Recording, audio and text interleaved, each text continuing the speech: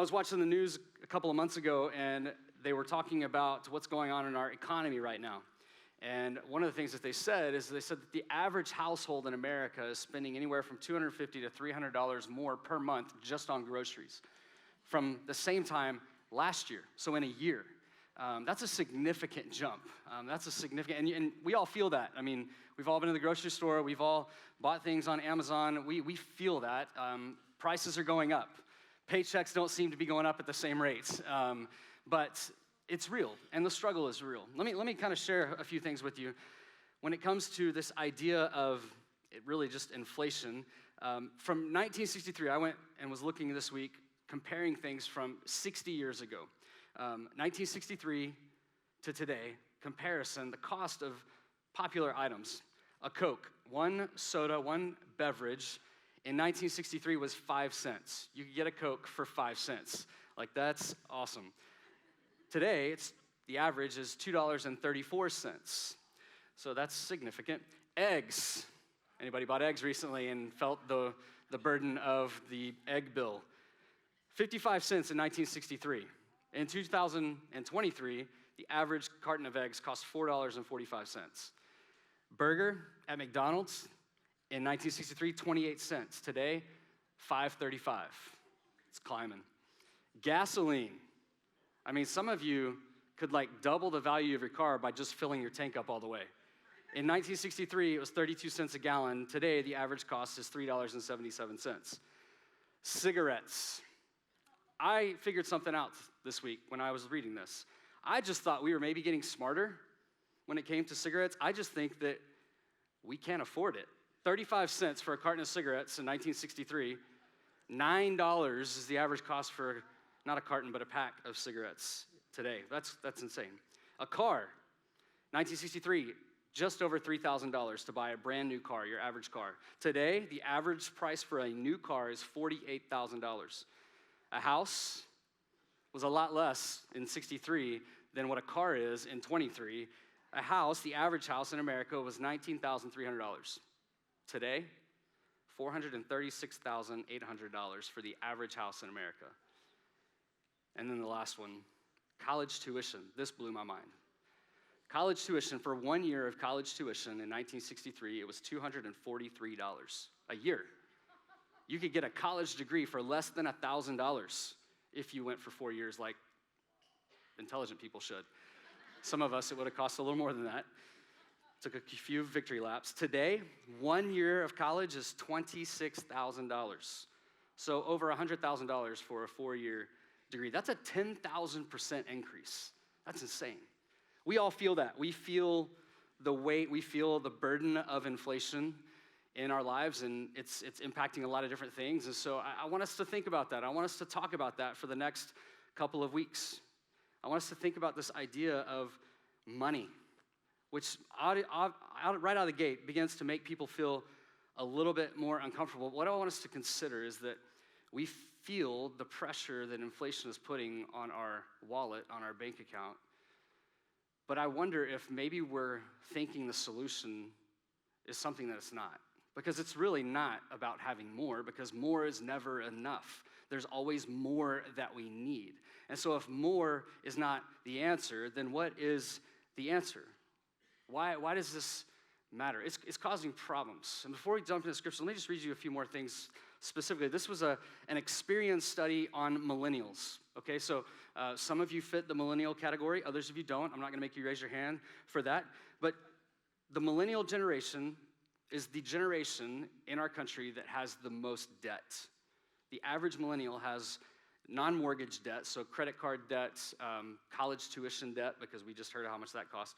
The average person has $27,000 in debt. If those two people get married, then you've got over $50,000 in debt before you've even considered a house or mortgage.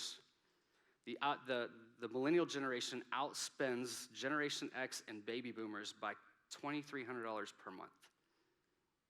We spend more on gas, groceries, entertainment. It's shaping who we are.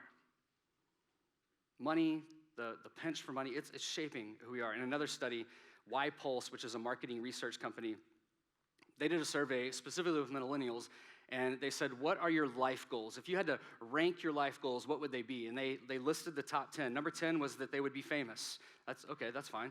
Number 9, they would like to start a business. That's their goal. I'd love to start a business one day. 8, become rich. 7, earn a higher degree than I have right now. The 6th highest goal was to raise a family one day. Number 5 was to own a home. Number 4 was to find love and get married. That's honorable. Number 3 is to travel, which is kind of strange to me. It's like, I love you, but I'll have to see you later. I gotta go travel. That seems backwards. The number 2 goal is to have a meaningful career. And then the number one goal for millennials, the millennial generation, is to get out of debt. That's significant. And it's uncomfortable to talk about, but the majority of Americans say that money is compromising their ability to focus and be productive at work. 25% of Americans today say that financial stress is causing them to be physically ill.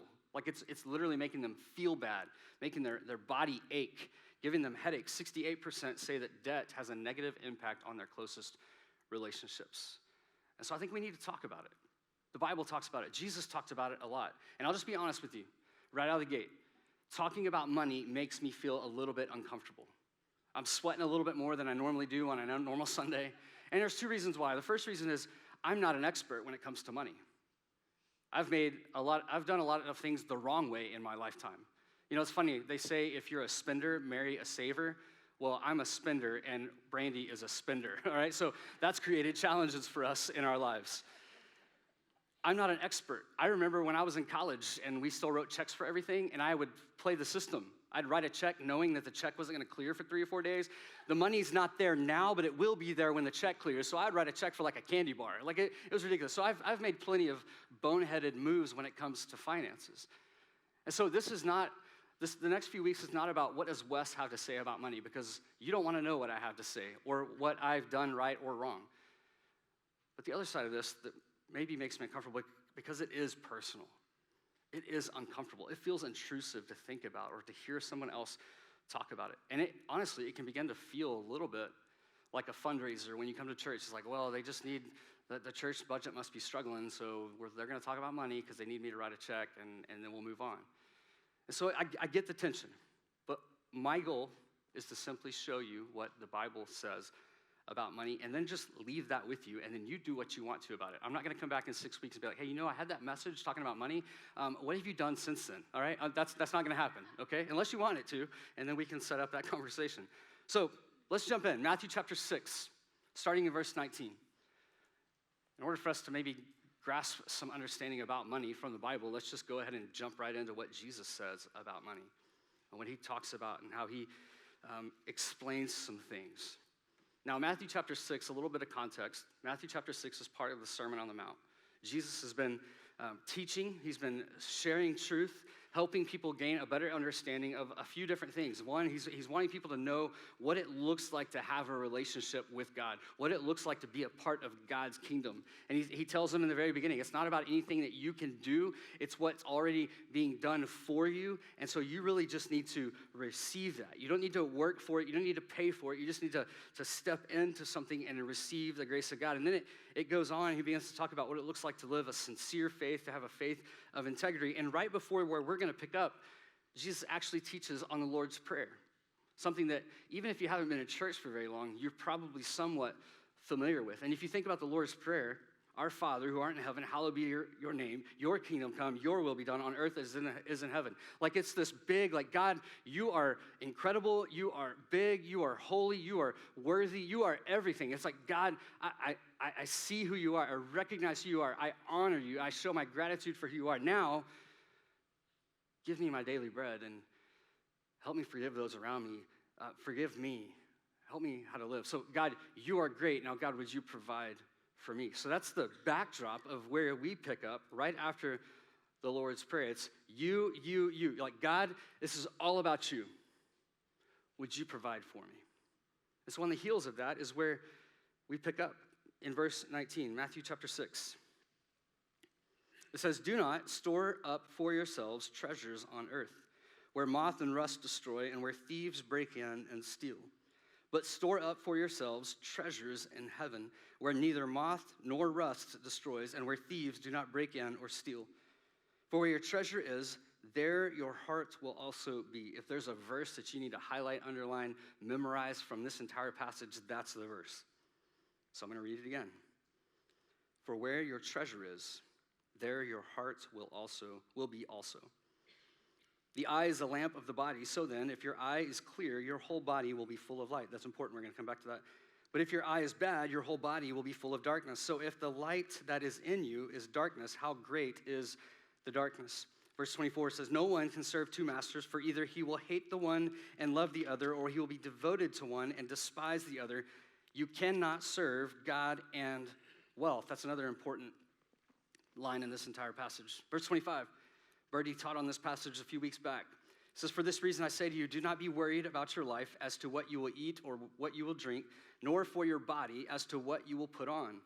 Is life not more than food, and the body more than clothing? Look at the birds of the sky, that they do not sow, nor reap, nor gather crops into barns, and yet your heavenly Father feeds them. Are you not much more important than they? And which of you, by worrying, can add a single day to his lifespan? And why are you worried about clothing? Notice how the lilies of the field grow. They do not labor, nor do they spin thread for cloth.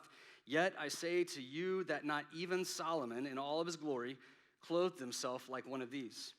But if God so clothes the grass of the field, which is alive today, and tomorrow is thrown into the furnace, will he not much more clothe you, you of little faith? Do not worry then, saying, where are we to eat? Or where are we to drink? Or what are we to wear for clothing? For the Gentiles eagerly seek all these things, for your heavenly Father knows that you need all these things. And then verse 33, the moneymaker verse, no pun intended, but seek first his kingdom and his righteousness, and all these things will be provided to you. It's an interesting passage with a lot of metaphors, a lot of imagery that Jesus is using to help us recognize something. Now, I think it's important for us to, right out of the gate, understand a few things that Jesus is not saying, because I think these are some misconceptions we have in our culture, especially when we get into church culture about money. Jesus is not saying that money is evil. He's not saying that to have lots of money is evil. That's not his agenda. That's not his goal. He's not even saying that saving money is wrong. Notice he's not talking about that. The Bible isn't against that. The Bible's not against saving. It's not against enjoying what you have. Proverbs 6 actually talks about this. It points to the ant, and it kind of commends the ant for gathering during the summer so that it can provide for itself in the wintertime. So it's commending this idea of saving, making provisions for the future. 1 Timothy chapter 6 talks a lot about money, but it celebrates making provision for the future, for your children, for your grandchildren, for your aging parents. It's something that the Bible talks about. In other words, save, enjoy, but in the context of what we just read in Matthew 6, don't hoard that away. The Bible is very clear when it comes to money. It talks a lot about money. Jesus is making an argument here. He's exposing a problem that every single one of us wrestle with at really the core of who we are. What he's saying you're spending a lot of incredible energy, a lot of time, a lot of effort, a lot of emotion accumulating and chasing things that make you feel safe, that make you feel secure, that make you feel significant.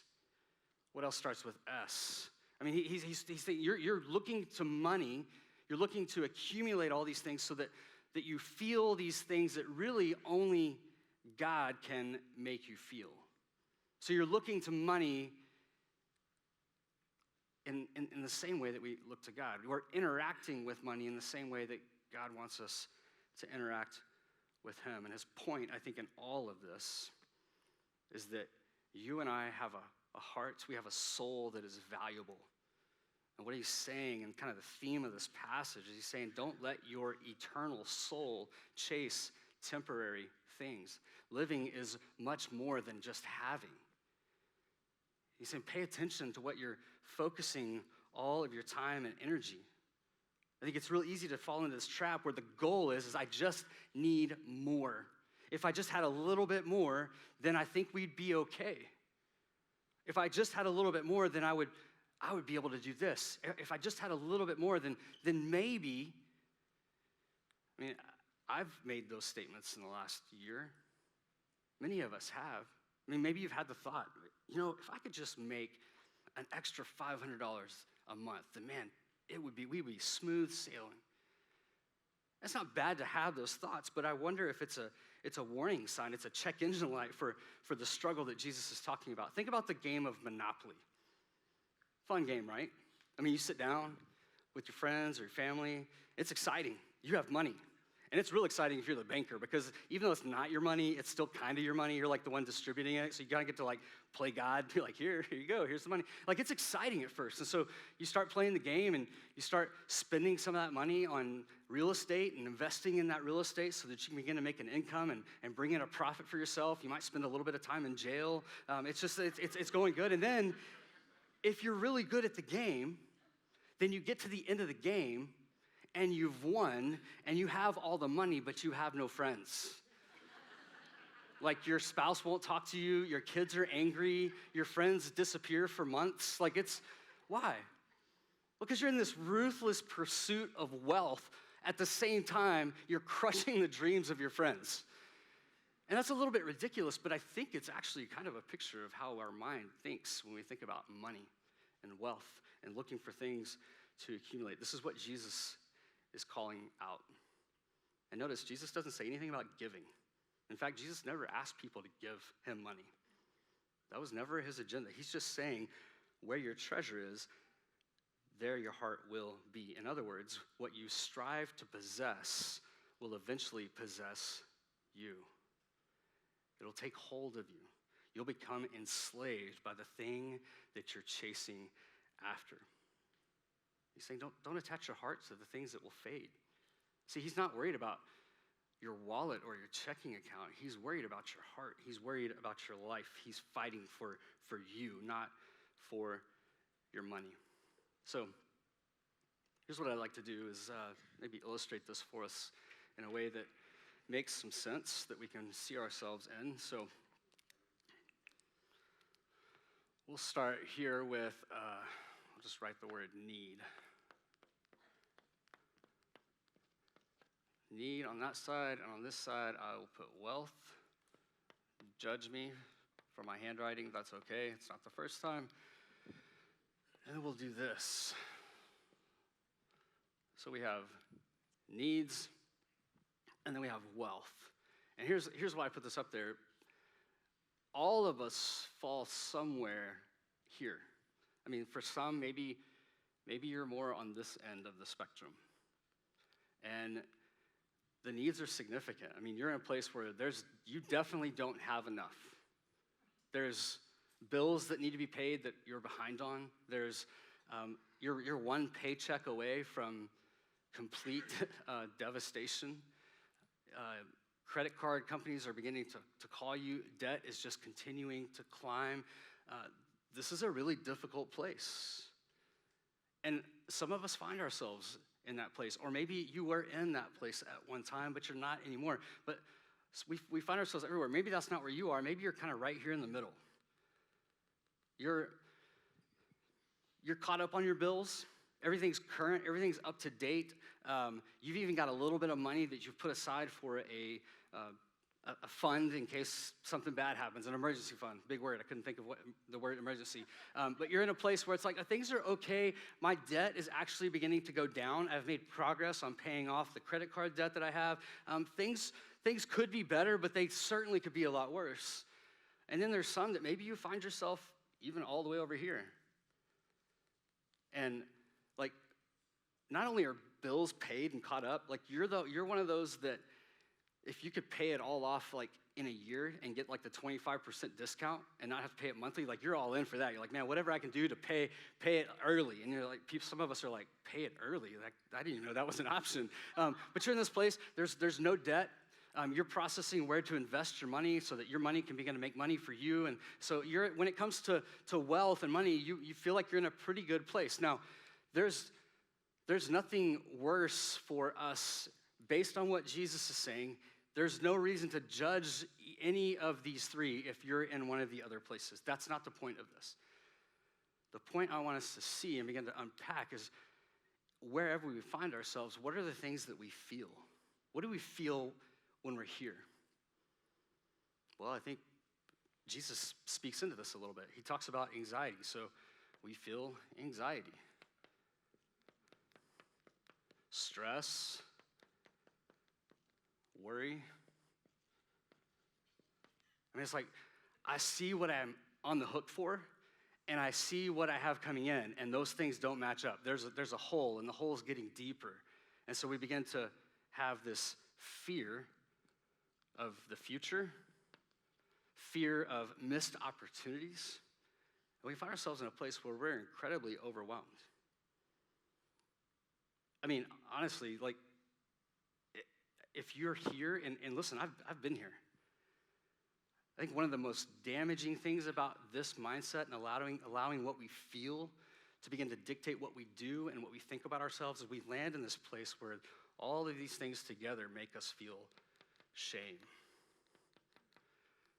If people knew how poorly I've managed my resources, what would they think about me?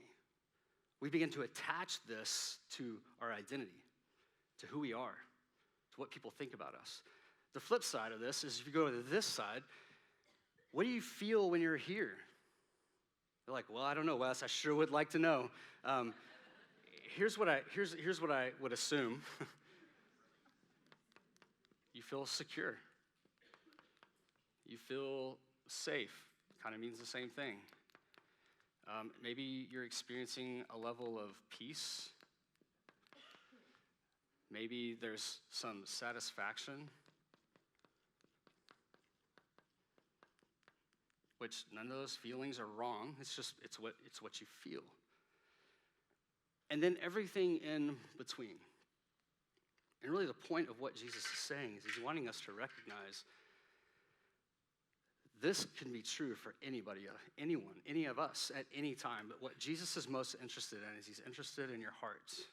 Because he says, for where your heart is, there your treasure will be. But I think he's communicating two things here. He talks about anxiety. So to this person, if you find yourself more on this end, I would go out on a limb and say there's probably more closer to the extremes here than there are right here in the middle. So I'm going to speak to the extremes. For this group, what Jesus is saying, he's saying, hey, don't be anxious. Don't be anxious in this. Don't let this overwhelm you. Don't let this begin to pour shame on your life. Don't let this define who you are. I remember when Brandy and I had been married for, 4 or 5 years. We lived in Dallas, and we had bought a house. And I wish that we could buy a house again for the amount that we paid for that house because it was ridiculously cheap back then. But a couple years after we moved into this house, we realized it had some significant foundation issues. And I don't know if you know anything about foundation issues, but when that happens to your house, it's not a good thing. And the way that they fix it is like they destroy your house and then fix it. And so I remember going into my house, the guy comes over and he does this consultation with us and he tells us how much it's gonna cost, and it's gonna be like $16,000. And I'm like, oh, okay, well, I don't have that sitting in the bank, but in the moment I'm sitting, okay, great.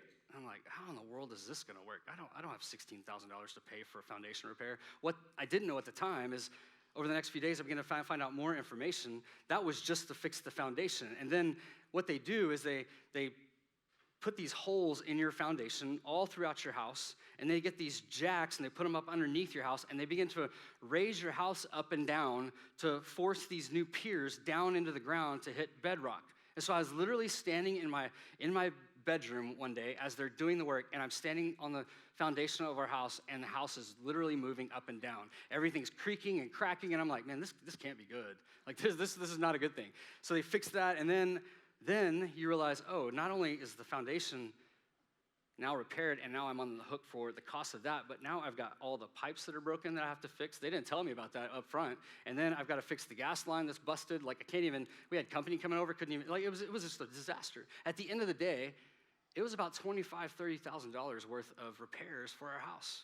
The reason I tell you that is because I remember laying in my bed at night sweating, nervous, anxious, thinking, our life is over. Like, this isn't going to be good. We'll never recover from this. I'm going to think about missed opportunities. I'm going to think about the things that now we weren't going to be able to do because we were going to have to pay for this. It's going to take us all this time to pay for it.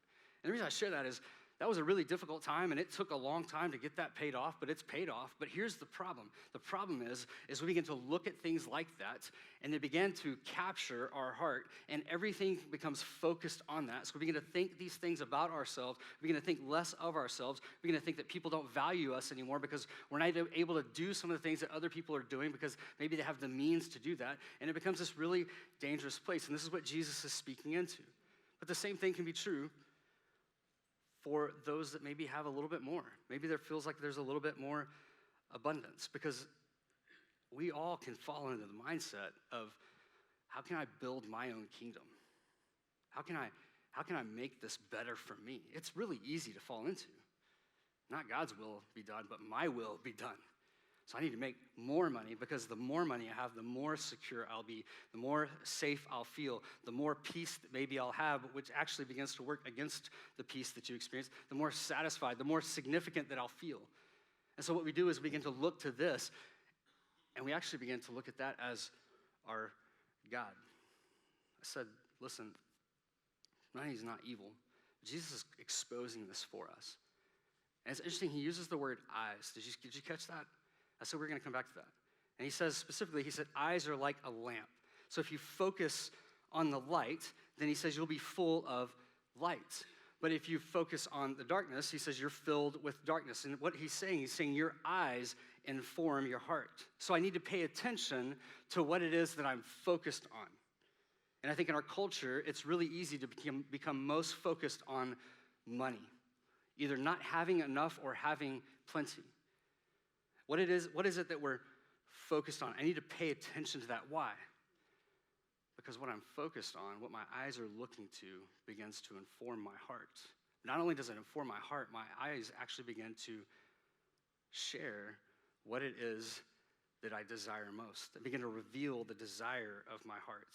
What I look at, what I care about, what it's saying is what you behold is ultimately what you become. What you value shapes your values, which shapes your priorities, which shapes your decisions, which ultimately begins to shape your life. So let me ask you this, and this is, you don't say this out loud, but think about this. What is it in your life that is most important? What is it that you think about the most? What is it that you pray about the most? What is it that you spend the most money on? What is it that's most important? The reason I ask you that is because I think that if you follow your prayers, your thoughts, your emotions, and your wallet, there's a path that leads to a throne. Who or what is sitting on that throne? You see, if we really want to know what's most important, I think oftentimes we can just look at our bank statement or our credit card statement, because it's what we invest the most toward. And Jesus is saying, you need to pay attention to this, because you have an eternal soul that is chasing after temporary things. Be careful. Be careful. You're worth more than that. So the question for us today is simply this: are you willing to trust him? Are you really willing to trust him? That's what Jesus is kind of calling out. That's what he's wanting us to consider. So for the person in need, he's saying, are you willing to trust him with your anxiety, with your stress, with your worry, with your needs? Are you willing to take this and say, I'm not going to let this distract me from who ultimately is supposed to be sitting on the throne of my life? For here, it's, I'm not going to be distracted by this, and so I'm not going to be focused on more and accumulating more. But it's so easy. It's easy for me to say, well, okay, I don't trust money. I trust God. But let's really think about that. Do we really? Because it's super simple for us to get to a place where we fool ourselves in thinking that money solves all problems. And honestly, we can get here, and if we're anywhere maybe here back, we just think, man, if I could just get further down the line this way on this end of the spectrum, then it would be better. An abundance would be better. But it's interesting. I came across this article a few years ago, and I went back and found it this week, and it said, it was in Sports Illustrated in 2009, but they did an article, and it said that 2 years after retirement, the average NFL football player, for 78% of the former football players 2 years after retirement were bankrupt or dealing with significant financial stress because of joblessness or divorce. From Johnny Unitas to Michael Vick to Adrian Peterson. 78%. The NBA, if you want to look at the NBA, 5 years after retirement, 60% of NBA players are broke. Why do I say that? Because I think it's important for us to say and recognize, like, we need to be careful because it's so easy for us to look at the world around us and think, I just need more, but more is not the answer. Money will leave us in a heartbreak. It's like the mistress. Like we get married and we say for better or for worse, but money's like, no, I'm just here for the better. It'll take everything from you and give back nothing. Tim Keller wrote and talking about this issue, and he said this. He said, I have never in all my life had a man with a great wife, great kids, and a deep love for God pull up at my house for counseling and weep because he drove a Ford. But I've had many men pull up at my house in a luxury car and weep bitterly because of their bad marriage, their rebellious kids, and their empty heart because they believed the lie. Chase this money and it will provide for me. No, it won't. It will only take more from you. And then he goes on to say, be careful. It will hurt you.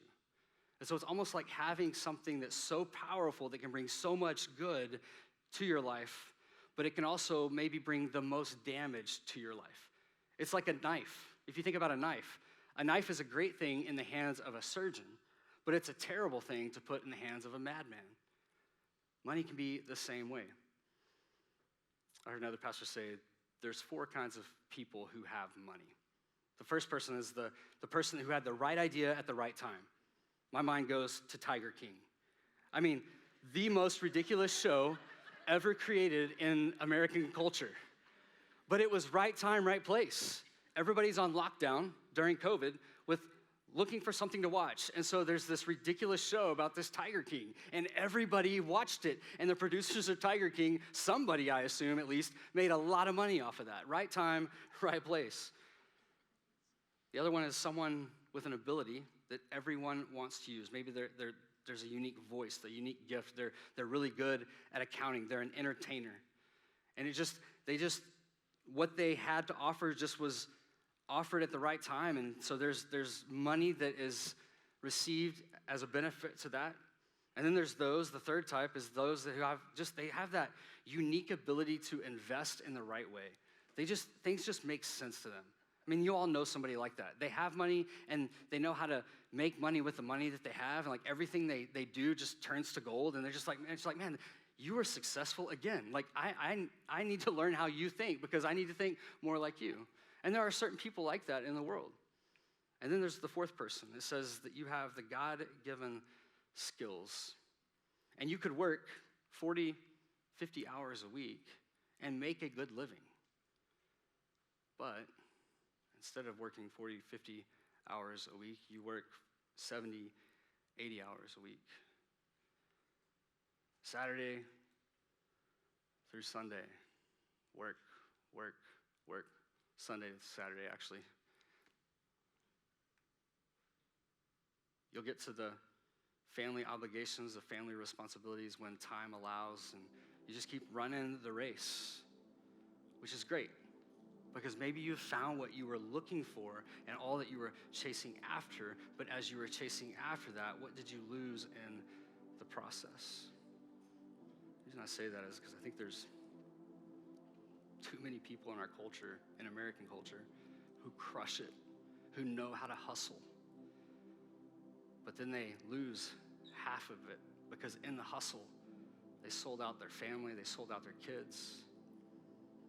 What Jesus is calling out is, he's calling this out. He's pointing out this struggle, not because he wants to take something from us, but because he wants to save you. He wants to save your marriage. He wants to save your kids. He wants to save your soul. He wants to save your life.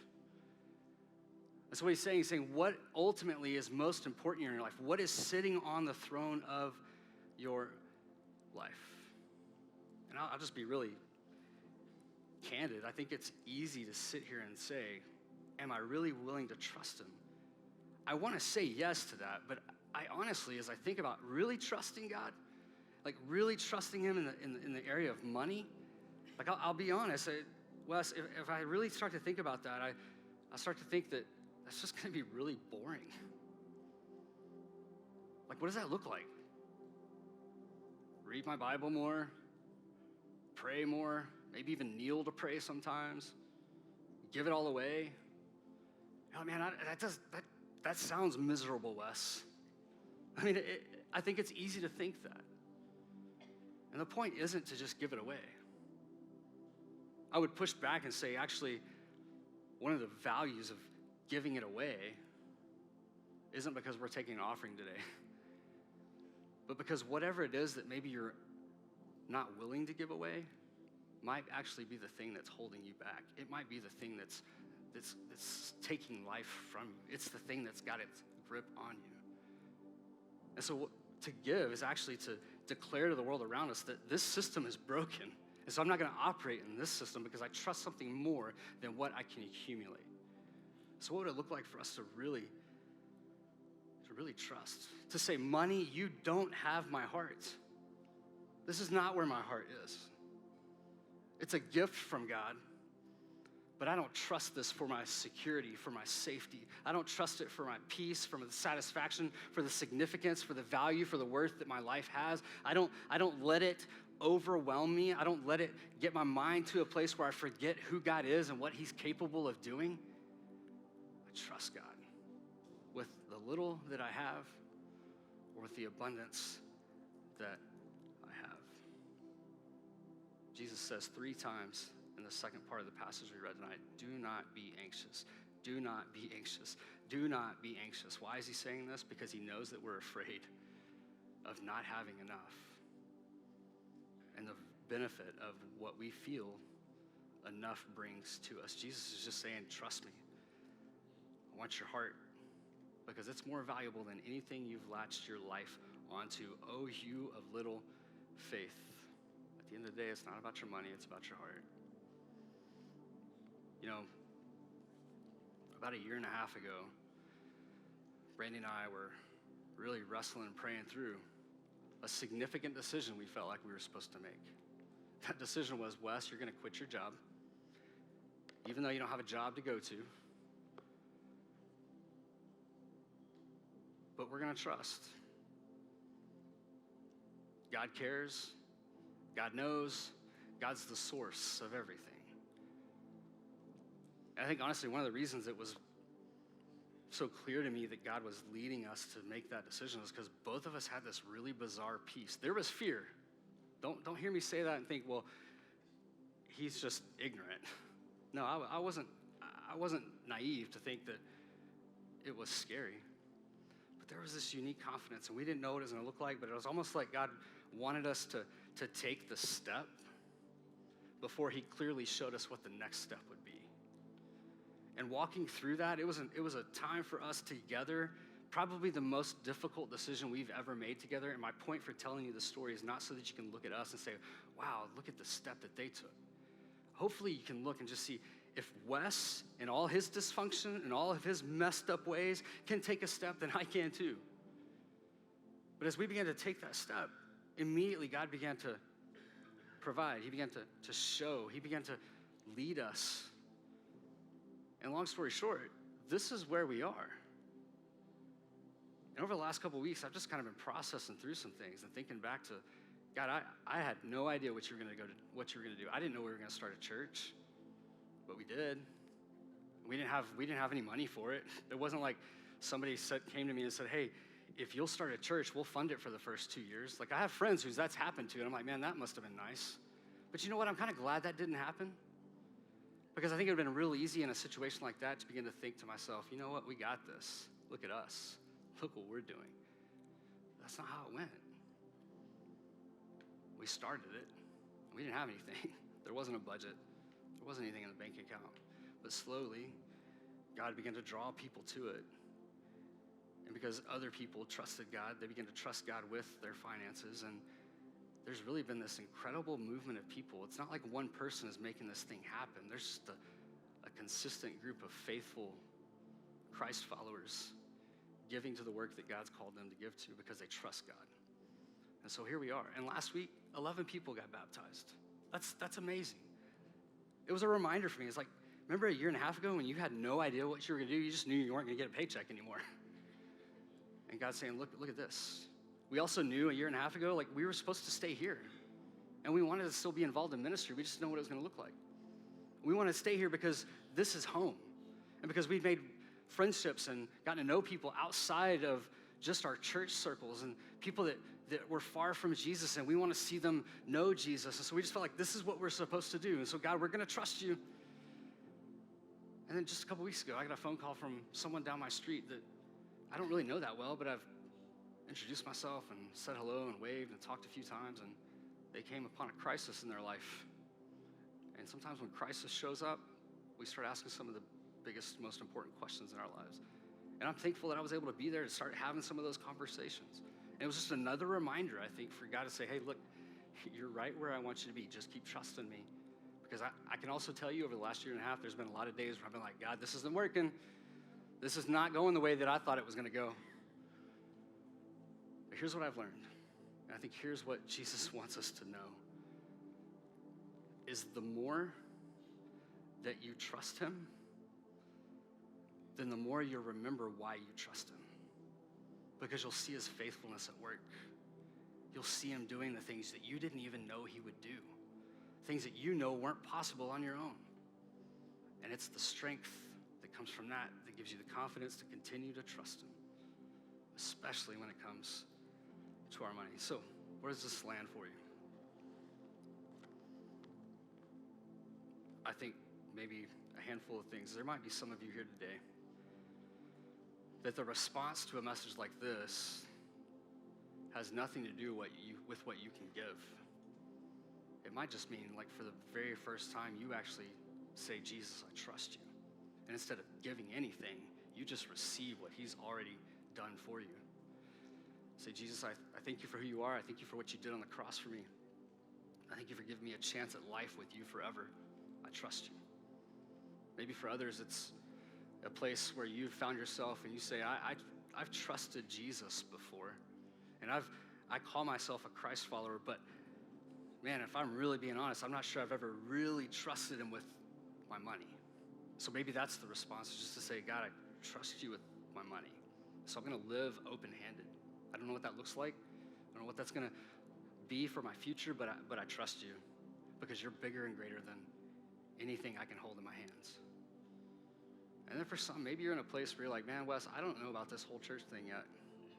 I don't know about Jesus. I don't know about God's faithfulness. Honestly, when you start talking about money in church, that kind of rubs me the wrong way. Listen, that's okay. You just keep showing up. Keep asking the questions. Keep pressing in. Because here's what I believe. The more you ask your questions and the more you keep pursuing what you want to know is true, God's going to give you the answers to the questions that you need those answers, that you need answers to. So you keep showing up. And you stay committed to